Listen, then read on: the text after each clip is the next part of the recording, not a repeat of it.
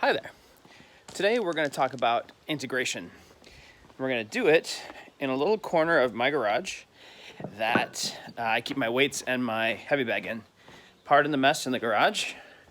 We store stuff down here and also have 4 kids. So this is the weight room portion with the rack and the heavy bag. And today we're going to talk about integration.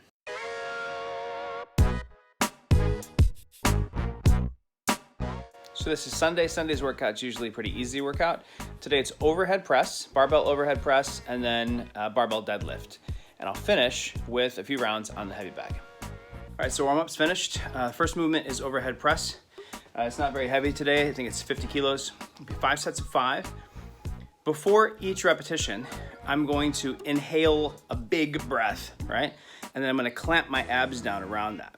The reason for that is because the overhead press is a whole body movement. It integrates every muscle in the human body, if you do it right.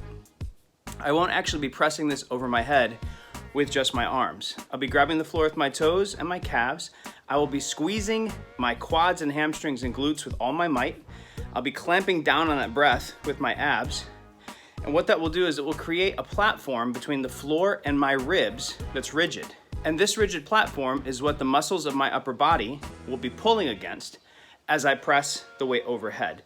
If it's not rigid from ribs to floor, then you get this kind of wobbly, bendy thing going on when you press the weight overhead. And as that happens, you put your spine in severe risk for injury, but also you leak strength. Some of the force that should be going straight from the floor into the barbell overhead, some of that force goes into pushing my butt back and then pulling my butt forward, or shifting my hips sideways and then pulling them back, bending my knees a little and locking them back out. Some of the strength that I have stored up through sleeping and eating gets leaked out the edges, and I'm unable to use it to apply force in the single direction I'm trying to go, which in this case is up. Pay attention to the big breath.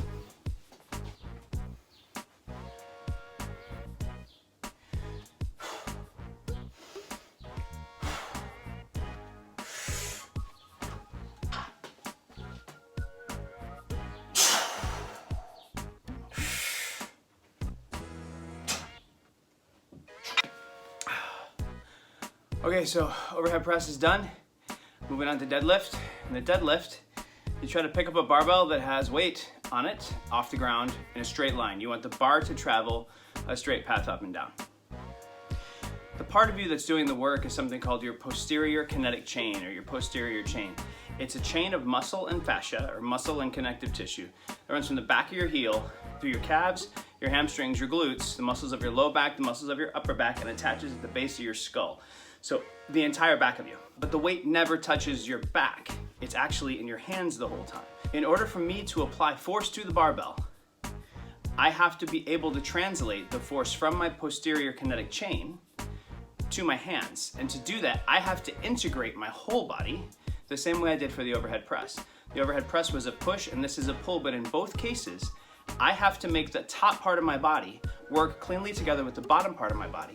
And I do that by taking a big breath and clamping my abs down around it.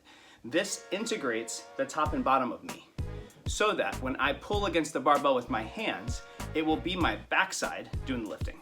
Here we go.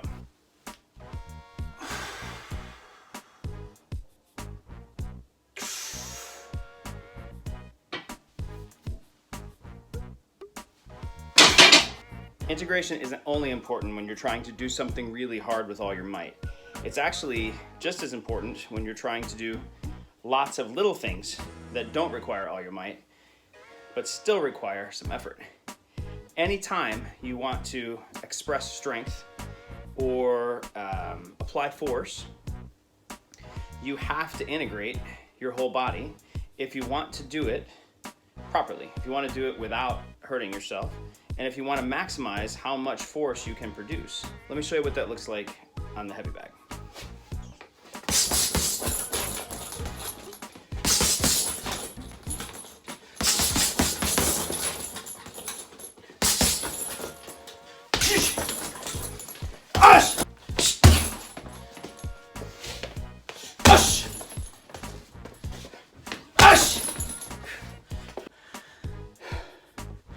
I regret that I don't know how to use YouTube well enough to get like licenses to give you film of like real powerlifters or real kickboxers doing this stuff, but hopefully the visual aid got the point across.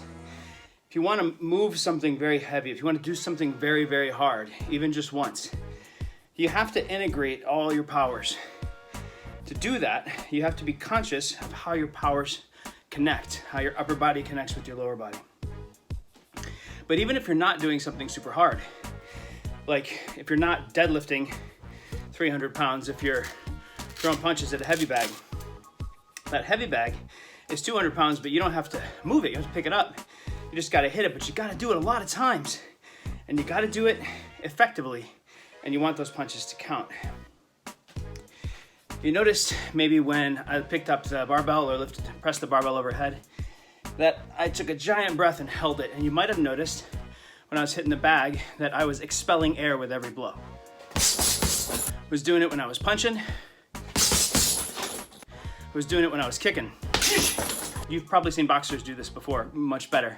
But the reason we're doing that is so that we can translate force from the floor into our opponent. We're not punching with our arms. Our arms are delivering our fists to the target. Power in punches comes from your footwork. It comes from placing your feet against the ground in certain ways so that you can fire the muscles in your backside and in your legs to rotate your hips powerfully. And as your hips turn, your full weight turns. That's what does the damage. It isn't the arms, it's the hips that move the body that deliver the hands to the target. The way we connect our top and our bottom halves so that our legs can actually deliver our fists to the target is that breath. When I expel that breath, it's clamping my abdomen tight, clamping the top of me to the bottom of me, and making sure that when my hips turn, that my upper body follows, that it's not like a bendy screwdriver, but a rigid lever that actually turns my upper body. Now, if you're not a strength sports geek or a fight sports geek like I am, you may be struggling to see why we care about this. But the fact is we put a great deal of attention on thriving spiritually, physically, cognitively, emotionally, and relationally. But we don't just thrive for our own sake, we thrive so that we can bring a vibrant person to work. Now, a lot of the people that we serve, that we oversee or consult for or coach, very few of them have exactly the same job. So our advice, our sagecraft in those cases, has very little to do with their actual jobs, but has a lot to do with how they integrate the parts of their lives so their strength doesn't leak out the sides when they're under a heavy weight, so their strength doesn't cause them to break when they're pulling something very hard. And so their strength doesn't cause them to fatigue because they're throwing punches that mean nothing. Like the Apostle Paul said, I don't box like somebody who misses, who boxes the air. The reason punches can land is because lives are integrated. And I notice when I'm listening to someone that I'm advising, I'm listening for 4 integrations. I'm listening for how they integrate their work with the maestros, with the fathers. I'm listening for how they integrate their oikos, their household, and their ministry. I'm listening for how they integrate their vocation and their purpose. And their vocation may be traditional overseas work, and it may be like a normal job in a clinic or a business or an office tower or a school. How do they integrate their vocation and their purpose, their Great Commission purpose?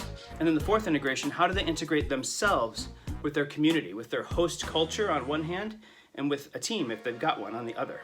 The 4 places where strength can be expressed, where force can be transferred, or where injury is likely to occur or energy to be lost if we don't integrate. The 4 points of integration that are most important to me. Your work in the world integrating with the Father's work in the world.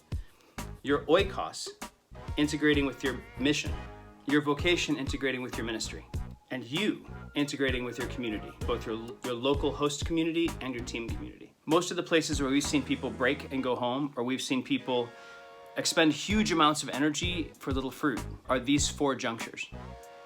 Likewise, when we've seen people well integrated at these points, the amount of force they can produce in the world for good is difficult to calculate, and it's much more than the sum of its parts.